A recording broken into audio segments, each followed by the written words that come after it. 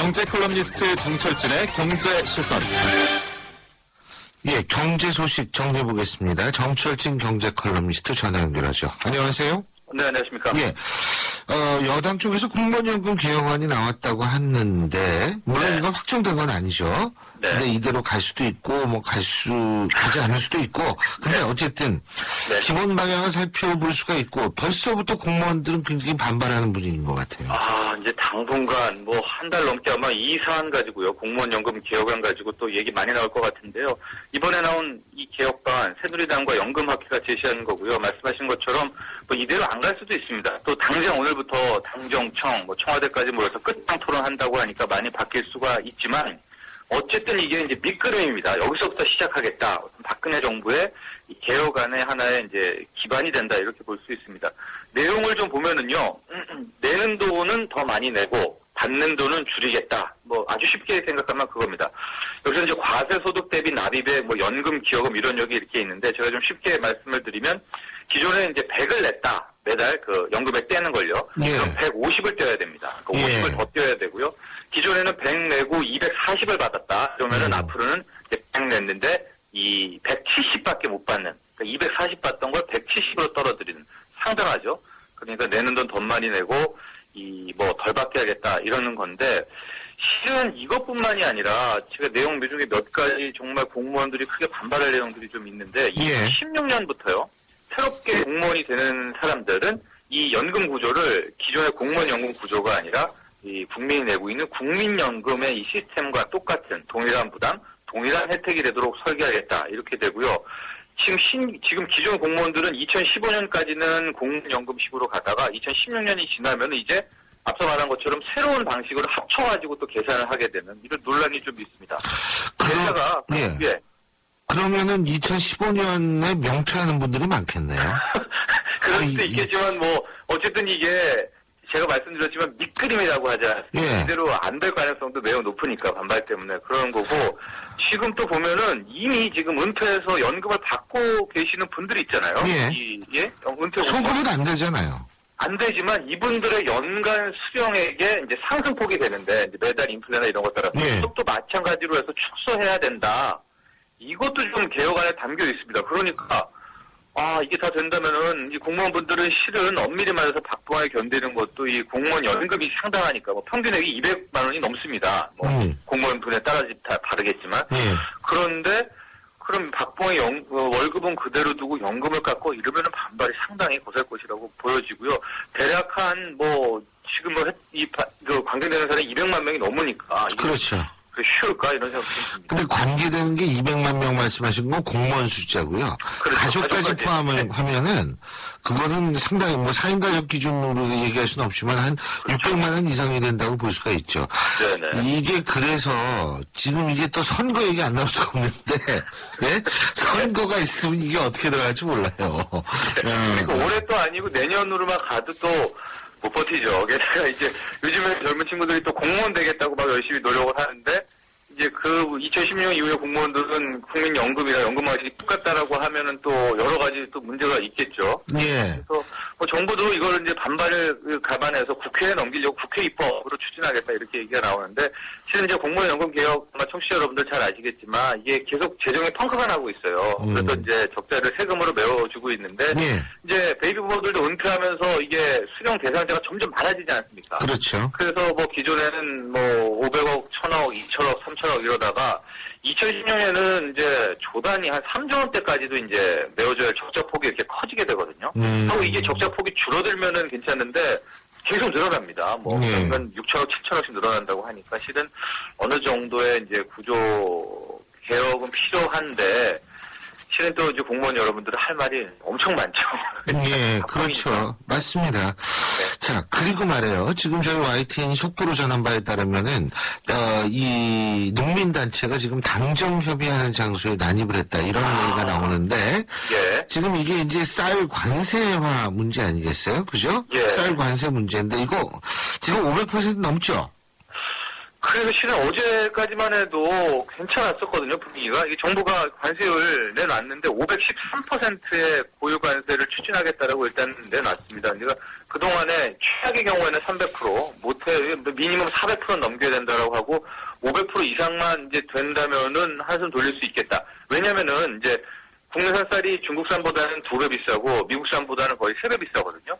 그러니까 관세율 500% 때리면은 중국산, 미국산들이 우리 가격보다 훨씬 더 높아지잖아요. 그러니까 한숨 돌릴 수가 있다. 이래서 500%만 넘으면은 합격점을 주겠다라고 해서 나왔는데 이제 정부가 513%를 제시했습니다. 저도 좀 놀랐는데 그래서 좀 물론 이제 이게 확정된 거 아닙니다. 앞으로 3개월 동안 WTO 회원국들 검증을 받고 또 이 친구도 이제 이의를 받지 않으면 뭐 되는데 이 뭐 길게 된 경우에 5년 정도 시간을 끈 경우도 있었습니다. 근데 이제 어쨌든 시간을 끌든 말든 그 협의 과정 내에서도 이 500% 관세율이 이제 적용되면서 흘러가는 거거든요. 예. 그래서 분위기는 나쁘지 않겠다 생각을 했는데 지금 이제 농민들의 입장에서는 이제 이런 게 그렇게 흡족하지 않다. 이런 것 때문에 아니었을까요? 지금 난입을 한 상태인가요?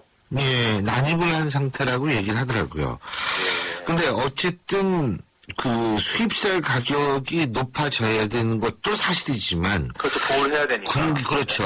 국내 이 농가의 경쟁력도 좀 높이는 방향이 강구돼야 되는 거 아니겠어요?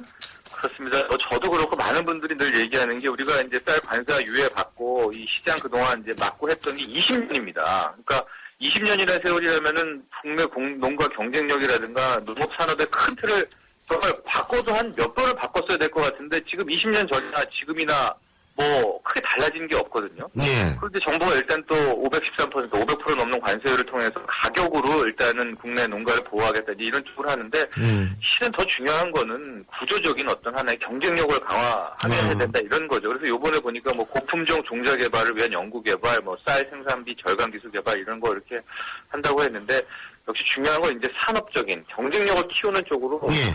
정부가 그렇죠. 제대로 해야 되겠습니다. 아주 짧게 하나만 더 가죠. 네. 오늘 새벽에 미국 통화정책회의가 끝났는데 FOMC 회의 여기가 네. 이게 이자 올리느냐 마느냐 뭐 이런 거 결정하는 데죠. 그죠? 네, 금리입니다. 금리죠. 예. 예, 아주 짧게 대답하면 일단은 국내 주식 투자자 여러분들 한숨 돌리셔도 되고요. 예. 가장 중요한 게 이제 초저금리 기조를 당분간 유지하겠다라는 이 코멘트가 넣느냐 빠지느냐 이거였습니다. 왜냐하면 그게 없다면은 분명히 이 미국에서 금리 올릴 것이다. 내년 연초에 올리겠다 이런 건데 예. 있었습니다. 그래서 지금 나오는 게 뭐 내년 중반, 내년 후반 혹은 그 다음에다. 그러니까 내년 상반기는 아니다. 금리 인상 시점이 이렇게 돼서 미국 증시도 올랐고요. 제가 보기엔 오늘 국내 증시도 꽤 긍정적이지 않을까 이렇게 보여집니다. 알겠습니다. 오늘 소식 고맙습니다. 네, 감사합니다. 예, 지금까지 정철진 경제 컬럼니스트였습니다.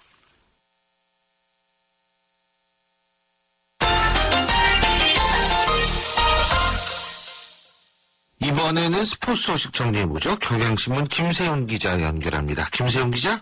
예, 안녕하세요. 예. 자, 이제 아시안게임 시즌이 왔어요. 그죠? 네. 예. 네. 인천 아시안게임, 이 금메달에 도전하는 남녀 축구 대표팀이 나란히 조별리그를 통과했다고 그러죠? 네, 그렇습니다. 남자는 안산에서 열린 A조 2차전 사우디아라비아하고 싸웠는데요. 포항 스틸러스의 공격수 김승배 전반 초반 결승골을 잘 지켜서 1대0으로 승리를 했습니다. 1차전에서 말레이시아를 3대0으로 꺾고 또 어제 사우디도 제압하고 해서 2연승으로요. 출전국 중에 제일 먼저 16강에 진출을 했고요. 예. 또 조선조를 다툴 거로 예상하는 사우디를 꺾었기 때문에 우리 대표팀이 일요일날 라오스하고 경기를 갖게 되는데 무난한 승리가 예상이 되거든요. 예. 승리할 경우가 예상이 되니까 조 1위로 16강에 가는 걸 거의 확정했다고 볼 수가 있습니다. 포항스틸러스 공격수 김승배 선수는 전반 12분에 결승골을 넣었고요. 이전에 말레이시아전에서도 3대0 쐐기포를 넣었는데 그거에서 2경기 연속골을 넣었는데 이후에 우리 선수들이 많이 공격에 가담을 하고 있는 추가골을 나오지 못한 게 좀 아쉬웠고요. 김신욱이나 윤일록 공격수들이 부상으로 초반에 나가면서 공격력이 좀 많이 약해졌습니다. 우리 여자 대표팀은 인도를 10대 0으로 크게 이겼습니다. 경기 5대 0승, 어제 10대 0을 승해서 2연승으로 8강 진출을 확정을 했습니다. 그렇군요. 이 라오스에서는 축구가 국민 스포츠던데, 네. 그 조금 약한 모양이죠? 예. 네, 조금, 어제 말레이시아한테도 4대 0으로 지고요. 우리 대표팀 큰 점차로 이길 거로 예상을 합니다. 그렇군요. 근데 남자 대표팀에는 그 김신욱, 윤일록 이런 주전 공격수들이 좀 다쳐서 그 좀 걱정하시는 분들이 많더라고요. 네, 이게 뭐 이겨도 이긴 게 아니다. 뭐 이겨도 웃을 수 없다. 뭐 이런 표현들이 좀 나오고 있는데요. 김신욱 선수는 와일드카드로 이번 아시안 게임에 출전을 했는데 전반 18분에 오른쪽 종아리가 아프다라고 해서 교체 아웃이 됐습니다. 예. 김신욱은 그래도 컨디션이 그래 나쁜 것 같지는 않은데요. 윤일록 선수가 전반 중반에 쓰러져서 교체가 됐는데 무릎 안쪽에 인대가 파열이 된 것 같아요. 예. 선수는 이제 무릎 인대가 파열되면 뉘어놓고 무릎을 이렇게 좀 흔들어 보거든요. 예. 그럼 이제 이렇게 딸각딸각거리는 소리가 나면은 무릎 인대가 끊어진 건데 무릎 인대가 끊어진 거로 지금 보입니다. 오늘 정밀 검사를 받는다고 하는데 인대가 조금이라도 파열이 됐다고 하면 뛰지 못한다라고 봐야지 맞을 것 같고요. 뭐 김신욱이나 뭐 윤일록 이외 다른 선수도 물론 좋지만 어제 두 선수들이 빠지고 나서 우리 대표팀이 한 골도 넣지 못하는 가운데 1대0으로 그냥 스코어가 끝났으니까 그런 면에서는 우리 대표팀이 금메달까지 가는 길도 멀고 상대도 강한데 좀 걱정이 좀 되는 부분입니다. 그렇습니다. 근데 뭐 16세 이하 축구 대표팀도 아시아 선수권대회 결승에 올랐다고 그러니까 우리나라 축구가 일취월장하고 있는 건 사실인 것 같습니다. 오늘 말씀 네. 여기까지 듣죠. 고맙습니다. 네, 고맙습니다. 네. 예, 지금까지 경향신문 김세용 기자였습니다. 출발 새 아침은 청취자들의 참여를 기다립니다. 짧은 문자 50원, 긴 문자 100원의 문자 서비스 혹은 트위터 YTN 알스타트로 함께해주세요. 참여하신 분들 중 몇 분을 선정해 준비한 선물을 보내드립니다.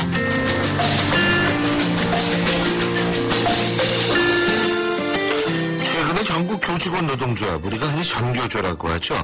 이 전교조를 중심으로 세월호 특별법 제정을 요구하는 단식과 리본 달기가 확산되고 있는데 그런데 교육부가 학내에서 이를 중단할 것을 요구하는 공문을 내려보냈다고 합니다. 물론 여기서 리본 달기라는 것은 학교 차원에서 아주 큰 리본 같은 것들을 만드는 것으로 의미하는 것이다. 지금 이렇게 보도가 되고 있죠.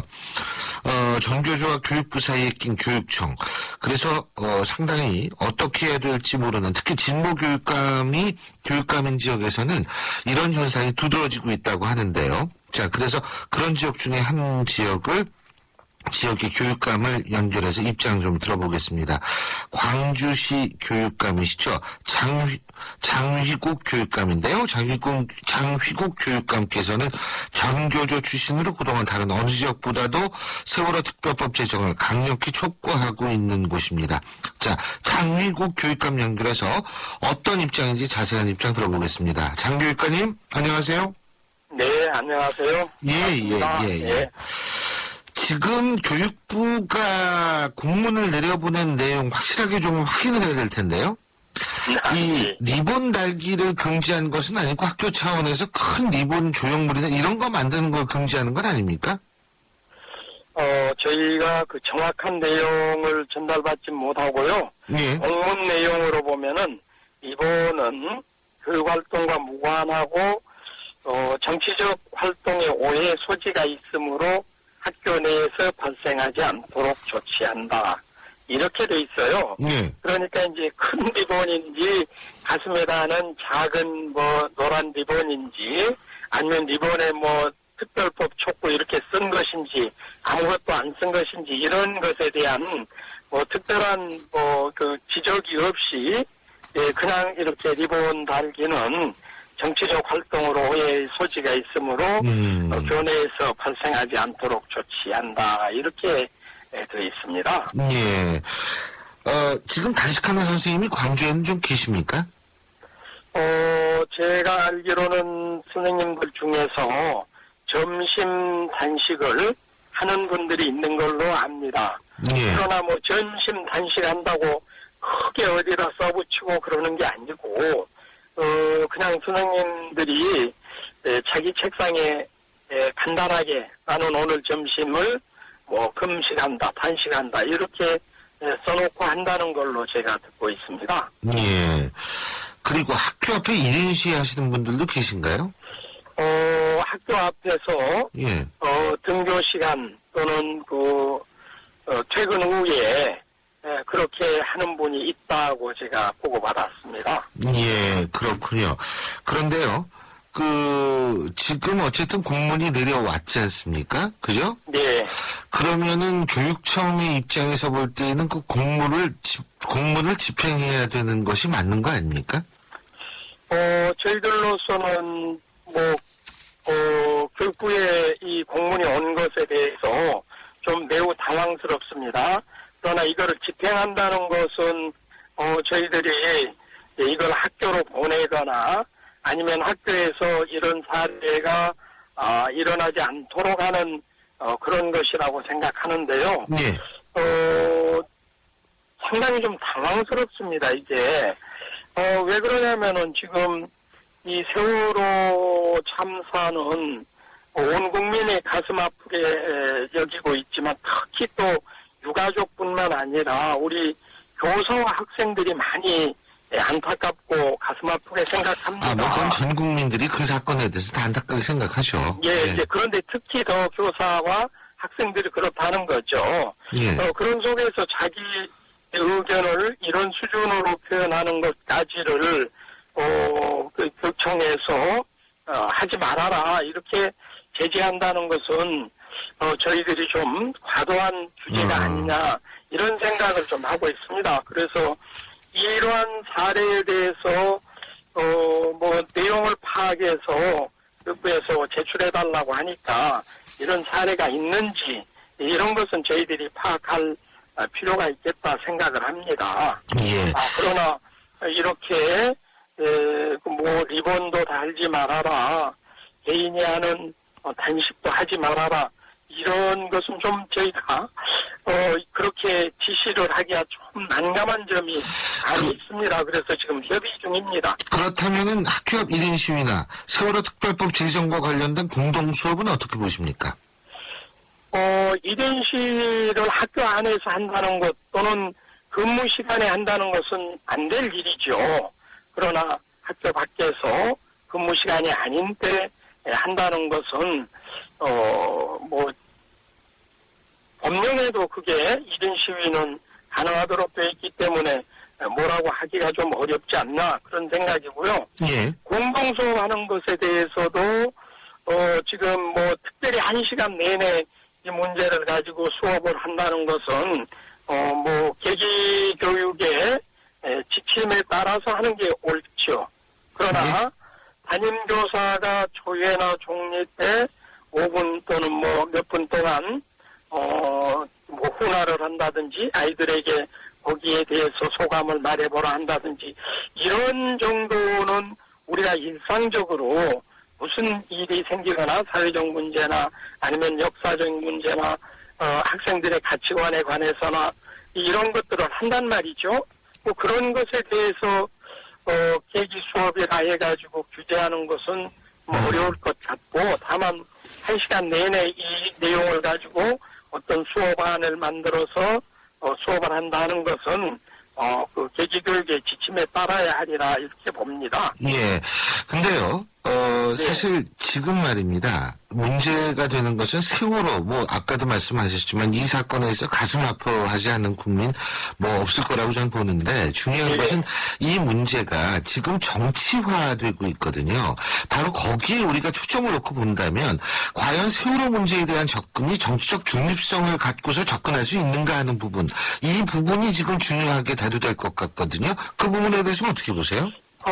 그 부분은 참 그거는 물론 교육 현장 다르겠습니다만 제 생각에는 얼마 전에 우리나라를 방문하고 돌아간 프란체스코 교황님의 말씀이 좀 우리들에게 이게 적용될 수 있지 않겠나 생각합니다.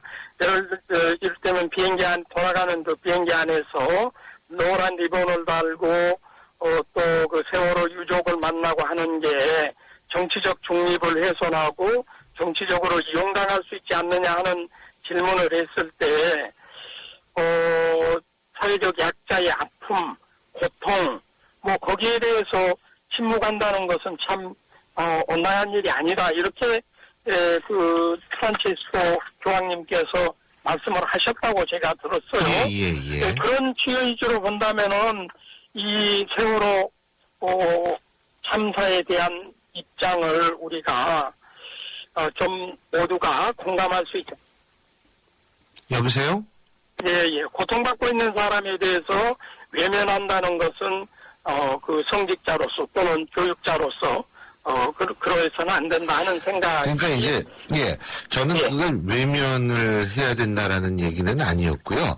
정치적으로 이것이 정치화됐다는 게 사실 저도 이게 문제라고 생각을 하거든요. 근데 네. 그 정치화된 상태에서 교육 현장에서 그것이 잘못 왜곡 전달될 가능성이 높고 그걸 왜곡된 그 시각으로 바라볼 수 있는 또 하나의 빌미가 될 수 있기 때문에 여쭤본 거였거든요.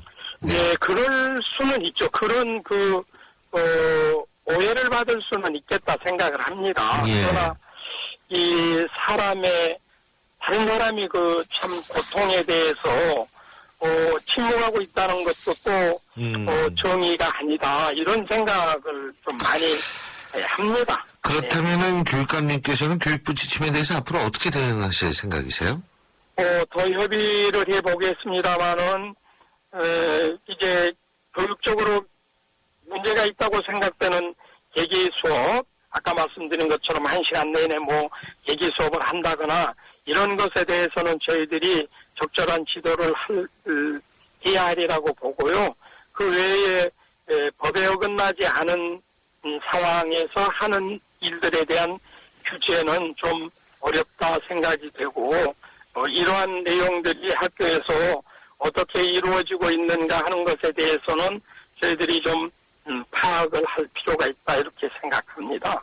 예. 그리고 이제 저희들이 교육감협의회에서도 이 세월호 특별법에 대해서 빨리 특별법을 제정하도록 촉구한다는 입장을 이미 7월 말에 밝혔었습니다.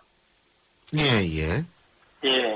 그래서 저희는 그건 교육감님들이 밝히는 것과 학생에 대한 어떤 그런 거하고 조금 차원이 좀 다르지 않나라는 생각은 들기는 하는데, 예, 물론 그렇습니다. 예, 그러나 예. 아까 말씀드린 것처럼 교육감님? 이게 지금 휴대전화라서 이게 잘 통화가 원활하지 못한 것 같습니다. 그렇습니다. 예. 제가 다른데 출장 가느라고 이동 중이어서 제가 휴대전화로 받았습니다. 예, 오늘 네네. 이렇게 인터뷰 해주셔서 고맙습니다. 감사합니다. 네, 감사합니다. 예, 지금까지 광주시 교육감이시죠? 장휘국 교육감이었고요. 저희가 교육부의 입장도 역시 들어보려고 교육부와 접촉을 했습니다만 당분간 이 문제로는 인터뷰를 하지 않기로 했다는 입장을 전달받았음을 여러분께 말씀을 드립니다. 사장님들, 가게에서 전화 쓰랴, 인터넷 쓰랴, 카드 결제 시스템 쓰랴, 요금 부담 많이 되셨죠? 그래서 올레 소호 성공팩은 이 모든 걸 월 2만원에 지금 신청하세요. 우리 가게 성공 비결 올레 소호 성공팩. 가입리 복권 없이 100번, 부가세 별도, 올레. 신율의 출발세가 지금 3부 순서는 여기까지고요. 잠시 뒤 4부 대한민국을 고발합니다에서 다시 뵙겠습니다. 인천 지역 맞춤형 일자리 창출 지원 사업. 인천 지역에 맞는 맞춤형 교육을 통해 준비된 인재가 지역의 관련 기업으로 취업하는 사업입니다. 취업 희망자는 채용 희망 기업이 원하는 기술이나 지식을 배울 수 있어서 좋고, 채용 희망 기업은 기업이 원하는 능력을 갖춘 취업 희망자를 뽑을 수 있어서 좋은 인천 지역 맞춤 일자리 창출 지원 사업. 자세한 사항은 인터넷 홈페이지 injob.or.kr에서 확인하실 수 있습니다. 이 캠페인은 고용노동부, 인천광역시, 사단법인 인천벤처기업협회와 함께합니다. 대한민국 사장님들, 이보영이에요. 사업하면서 힘든 일 참 많으시죠? 이젠 노란우산 공제 꼭 챙기세요. 갑작스레 소나기가 와도 우산 하나 챙겨놓으면 걱정 없잖아요. 소득 공제는 물론 복리 이자에 목돈 마련 저축도 되고 법으로도 보호되니까 노란우산 공제 하나면 마음이 든든해. 50인 미만 소기업, 10인 미만 소상공인 사장님이라면 누구나 가입하실 수 있대요. 창업할 때 가장 먼저, 사업할 때 가장 가까이. 참 든든한 동행, 노란우산 공제. 이 캠페인은 중소기업 주머니와 함께합니다.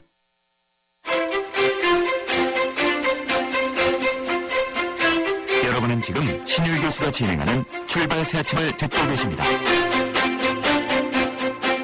신율의 출발 새 아침 4부 순서 광고 듣고 시작합니다. 안녕하세요. 초보 운전자 수지입니다. 도로는 무섭고 차는 왜 이리 많은지 엄마야. 그래서 저는 살아있는 친구를 만났어요. 반응형 블랙박스 유라이브. 와, 정말 살아있네. 유라이브. 살아있는 블랙박스 유라이브.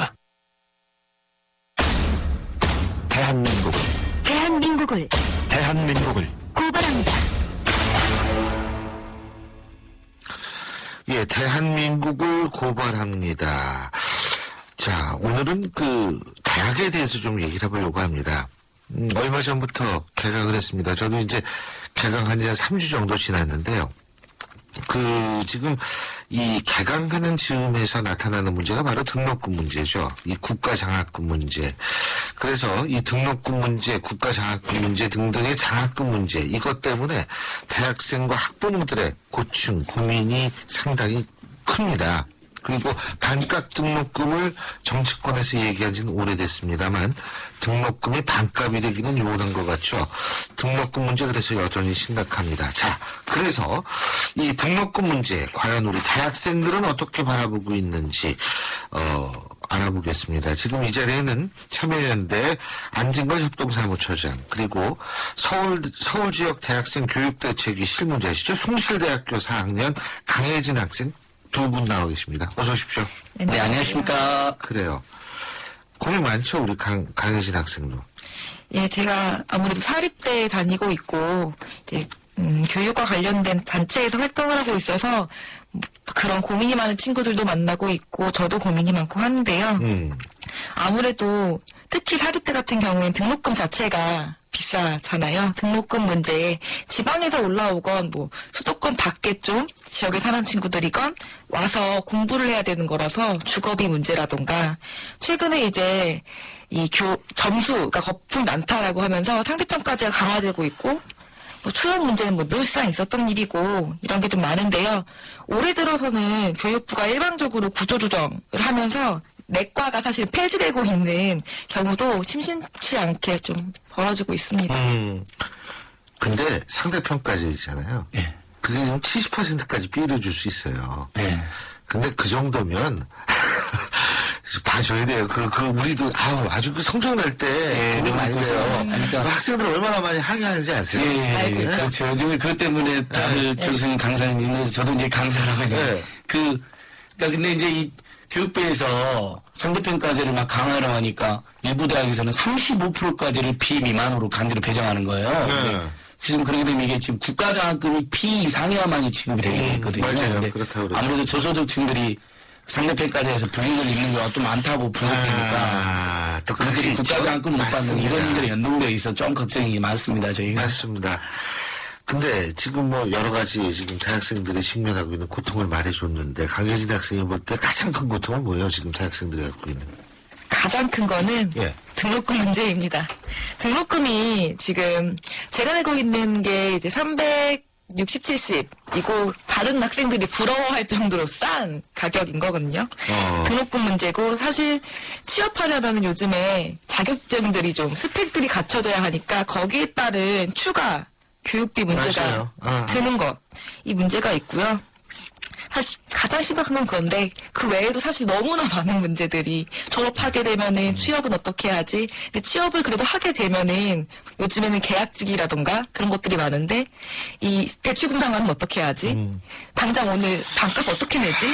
이런 게 있는 거죠. 이번에 그래서 스튜던트 포라고 하는 신조어가 요즘에 이제 언론에도 나오는데 스튜던트 프롤레타리아트 약합니까? 아니 푸어로 해가지고 프롤레타리아트 하면서 푸어인데 무려 35만 명. 근데 웬만하면 대학생 조사해 보면 졸업할 때 1,000만, 2,000만 원 빚은 예사로 치고 졸업을 하던데 일단 대학 4년간 지출하는 비용을 조사해 보니까 우리가 태어났을 때 대학 졸업 때까지는 한 3억 들고 대학 4년간은 한 1억 안팎이 드는 것으로 이렇게 조사가 되더라고요. 그러니까 아무래도 서민 중산층들의 부담이 정말 막심하다고 봐야 될 것 같습니다.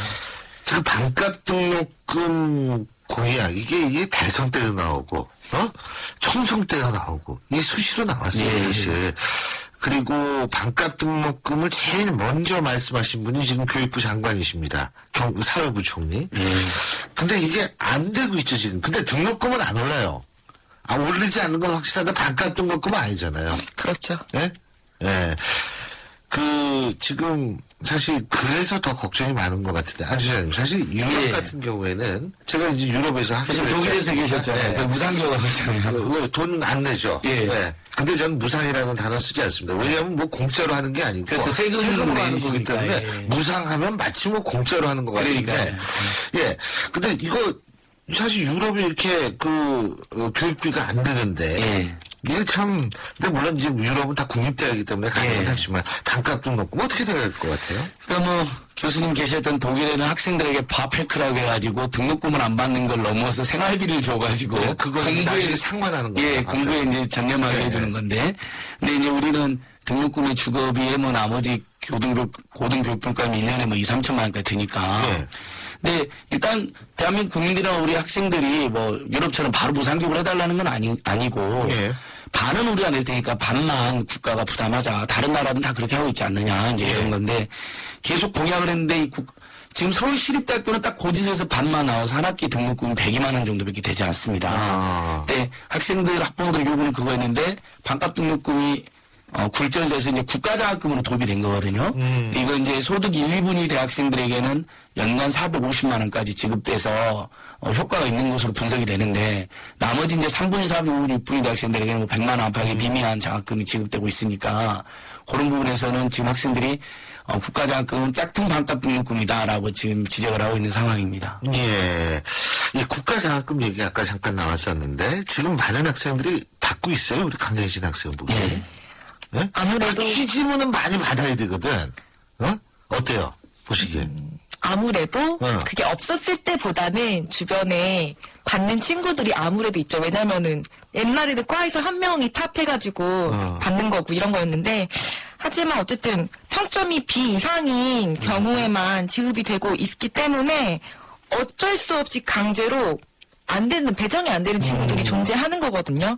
근데 이 친구들의 문제는 그 장학금이 너무나 필요한 진짜 필요한 진짜 필요한 저소득층 친구들은 정작 비학점을 받지 못하는 거예요. 알바도 해야 되고. 아르바이트도 해야 되고, 요즘에 이제 한창 저도 아르바이트를 하고 있는데, 뺄 수가 없는 거죠. 시험 기간이랑 겹치면은, 못하게 되는 경우도 있고, 어떤 친구들은 선택하는 거예요. 수업과 아르바이트. 하는 거를. 그래서 아르바이트 가서 1단을 받고 오고, 이런 일들이 반복하고 있어서 오히려 저소득층을 돕는다는 이 국가장학금이 배제하고 있는 거 아닌가 그런 친구들을 좀 고민이 좀 많습니다. 취지하고는 그게 좀 예. 다르다. 실제로 통계에도 저소득층 대학생 몇만 명이 탈락한 거로 나와 있습니다. 그래서 원래 대통령 공약에도 이 성적 기준이 지금 상대평가제를 엄격하게 하고 있으니까 비미만이 작게는 대학마다 25%에서 많게는 35%까지 강제 배정되니까 맞아요. 그 중에 저소득이 상당히 있는 거죠. 그래서 이 부분이 빨리 해결돼야 된다는 게 지금 대학가의 중론입니다. 예. 그러니까 이게 참 그 딜레마예요. 예. 제가 교육부를 대변하거나 학교 사측을 대변하는 거는 절대로 아닙니다. 저는 대학에 문제가 많다고 생각하는 교수 중에 한 사람이기 때문에 그런 건 아닌데 문제는 2018년이 되잖아요. 18년, 19년이 되면 재작년 기준 수험생이 거의 절반 수준으로 떨어집니다. 우리나라 인구 구조가 그렇게 변하게 되고요. 그리고 등록금 이거 있잖아요. 이게 이제 오르기는 불가능하고 내려가는 일만 남았는데 이래서 아마 대학들이 제절로 나가 떨어지는 대학이 상당히 많을 거예요. 제가 황우여 교육부 장관하고 저희 방송에서 인터뷰를 했을 때 약 100개 이상의 대학이 없어질 수 있다.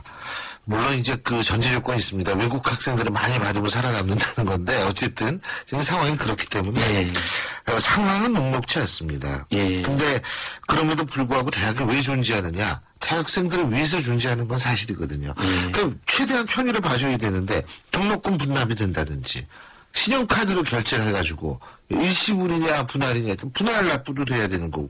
근데 이게 안 되고 있죠, 우리 강혜정 학생. 네, 지금 보통의 대학들은 등록금 분납 같은 경우에는 보통은 2회에서 3회 정도까지만 하고 있는데 사실은 500만 원 돈이라고 한다면은 이거를 3번 나눠도 100만 원 이상이 예. 되기 때문에 목돈을 진짜 마련해야 되는 부담이 큰 경우가 들고요. 뭐 신용카드 결제는 3분의 2 정도의 대학들이 안 하고 있어요. 이유는 수수료 부담을 이유로 안 하고 있는 거거든요. 그래서 사실은 가게에 가서 1,000원짜리 물건을 사도 긁을 수가 있잖아요. 이제 요즘에는. 예. 이게 참 이해가 안 되는 모습들인 것 같습니다. 그렇죠. 그러니까 뭐 원래 신용카드 결제하면 이제 만약에 신용카드사들이 사회적 책임 차원의 수수료를 좀 최소화해준다거나 안 맞는가 하는 걸로 대학하고 이렇게 MOU를 맺는 방법도 있는데 그런 노력이 없는 게 좀 아쉽고 예전에 저희가 무슨 책을 한 전집을 사더라도 이렇게 뭐 12개월 할부 같은 게 가능했는데 대학들이 맘만 먹으면 등록금을 이렇게 뭐 5회 또는 10회 분납하는 게 충분히 가능한데 이제 그걸 1회 또는 2회, 3회 안에 다 내라고 하니까 분납제도 거의 실효성 없는 것으로 지금 평가받고 있습니다. 그렇군요. 그리고 이 입학금 문제도 사실 있어요. 이게 100만 원이 넘죠, 이게. 예. 이게 이 학생들 입장에서 볼 땐 여러 가지로 이것도 부담스러울 텐데 이게 어떻게 쓰이는지 아세요? 전혀 없고요. 예전에 2, 3년, 사실 4년 나도 전 몰라요. 물어봤었거든요. 학교에 네. 등록금 협의에 들어가서 물어봤는데 예. 입학금 어떻게 쓰는지 설명을 못하는 거죠. 근데 문제는 제가 이제 동대문구에 살고 있거든요. 네. 시립대 같은 경우에는 등록금이 102만 원이거든요. 그렇더라고요. 그 옆에 있는 고대는 입학금만 105만 원이 넘는 거예요. 근데 재학생들은 뻗친 수라도 있고 이런데 신입생들은 정말 아무것도 모르고 안 내면 못 들어오는 거잖아요. 사실 강제로 내지 않으면 안 돼라고 하는 것과 똑같고 예. 출처도 모르고 사실은 그 친구들이 입시 전형할 때 다 내잖아요. 돈. 시험 칠 때도 돈 내고 맞아요. 사실 의미가 없다고 저는 생각을 합니다. 그러니까 지금 원서 때하고 전형료만으로도 100만 원 가까이 지출이 이미 하시거든요. 학부모와 학생들이. 근데 지금 우리 청취자들도 원서 끝내 하면은 그렇게 예. 되죠. 네. 그 80년대 90년 초반만 해도 입학금이 몇천 원 수준이었으니까 그러니까 일종의 입학식 비용이었어요. 어느 날 등록금 폭등하면서 같이 오른 거예요. 근데 100만 원이 돼버렸는데. 근데 그때 등록금도 몇십만 원. 예, 그때도 그랬으니까. 그래서 전화로 제가 정말 저희도 물어봤어요. 어디다 씁니까? 그랬더니 모르는데 그냥 등록금으로 섞여요. 이렇게 이야기하시더라고요. 그래서 이 부분은 지금 국회에도 한 학기 등록금의 10분의 1을 못 넘게 하는 법도 제출되어 있는데 그러니까 사실 교육이라는 다른 나라 보면 다 국가가 책임지는 기본적인 구조로 되어 있거든요. 예. 저희는 뭐 전형료 원서 때 거기다가 또 입학금 또 등록금 거기다 뭐 실험 실습비까지 뭐 무수히 많은 비용을 학생 학부모에 부과하는 구조로 되는데 이건 좀 고쳐져야 된다. 그래서 문과 이과에 네. 등록금 차이가 굉장히 커요. 우리 큰은 문과고 둘째 꼬마애는 이과인데 이과 등록금은 등록금 고시서 보니까 장난이 아니래요. 1,000만 원이 넘고 뭐 보통 1년 1,200만 원. 1년 기준으로 따지면 장난 아니더라고요. 예. 근데 어쨌든 사실은 제가 볼 때 등록금이 높고 낮고도 굉장히 중요한 문제지만 더군다나 지금 우리가 입학금 문제가 어떻게 쓰이는지 내 자신 대학에 지금 18년째 있지만 나도 모르고 학생도 모른다며 여기 우리 안진걸 사무처장님이 모른다면 참 그건 지구상에서 사는 사람이 드물다는 거를 반증하는 거거든요. 근데 문제는 이 불투명성 그리고 대학이 그리고 우리나라 대학에서 약 80% 이상을 차지하고 있는 사립대학이 어느 정도 일반 학생과 국민들에게 신뢰를 줬는가 그리고 주고 있는가 앞으로 줄 수 있는가라는 가능성이 그다지 높지 않기 때문에 사실 우리가 더 궁금해하는 거거든요. 그 이유는 뭐냐? 지금 툭하면 터지는 게 사학 비리예요. 예? 바로 이런 부분 대학생들도 많이 분노하죠. 네. 얼마 전에 뉴스에도 굉장히 많이 나왔고 지금도 문제가 되는데요. 21년 전에 비리를 저질러서 퇴출된 김문기 전 이사장이 상지대 총장으로 복귀하고 사실 다른 대학들도 지금 말씀하신 것처럼 비리재단들이 복귀를 막 하고 있어요. 뭐 수원대에서도 그렇고 뭐 경기대도 그렇고 이런 거에 대해서 학생들은 어이가 없죠. 죄를 저질렀는데 어떻게 다시 교육자가 된다라고 하는 것이지? 라고 해서 학생단체들도 적극적으로 이제 연대하고 투쟁을 하고 있는데요. 그런 것 같아요.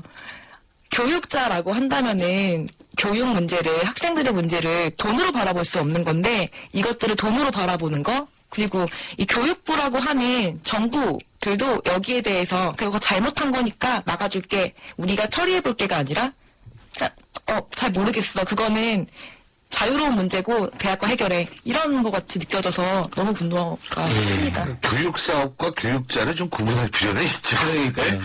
그러니까 저희가 사실 국가가 어려울 때 사립대학 설립해 주신 분들에 대한 존경의 마음 여전히 가져야 되고 앞으로도 저희가 채송해야 되는데 그런 사람도 근데 있죠. 그걸 악용해가지고 특히 초보에게 등록금 내는데 그걸 뭐 불법을 저지르고 비리적 횡령을 하고 이런 게 지금 문제가 되잖아요. 지금 그래서 어제도 그 경기대도 지금 비리자에 복귀한다고 해서 문제가 되고 있는데 거기 교수협회 대표님이 예전에 그 왕년에 국가대표 배구 선수였던 이종경 교수님이더라고요. 유명한 그 국가대표 세트했던 분이 쓰잖아요. 그래서 저희가 같이 기자회견도 그랬었는데 지금 뭐 학부모들이나 일반 국민 입장에서 학비를 하면 진저리가 나는 것 같아요. 도대체 교육 현장에서 비리를 저지르면 누가 이 세상이 맑아질 수 있느냐. 종교인하고 교육자는 정말 달라야 되잖아요. 그래서 지금 이제 상지대, 수원대, 경기대, 또 청도 끊임없이 터지고 있거든요.